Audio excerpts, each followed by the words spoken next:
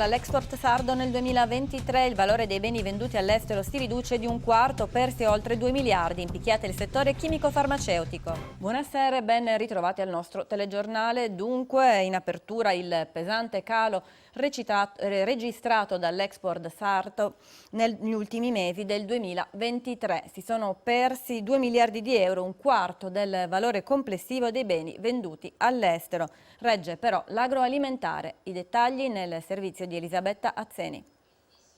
Nell'ultimo trimestre del 2023 i prodotti dell'isola venduti all'estero sono passati da 9 miliardi a 7, registrando quindi un calo di 2 miliardi. Sono i dati elaborati dal Centro Studi della CNA Sardegna. Rispetto all'anno precedente è crollato il settore chimico-farmaceutico, meno 33%, mentre hanno retto i prodotti in metallo, più 7,6%, e l'agroalimentare, più 4,7%.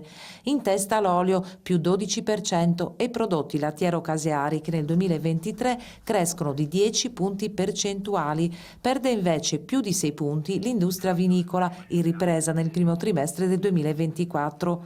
Il dossier del Centro Studi, infatti, fa un'analisi dell'anno in corso, rilevando una ripresa dell'11%, trainata dal settore petrolifero, che rappresenta l'80% dell'export.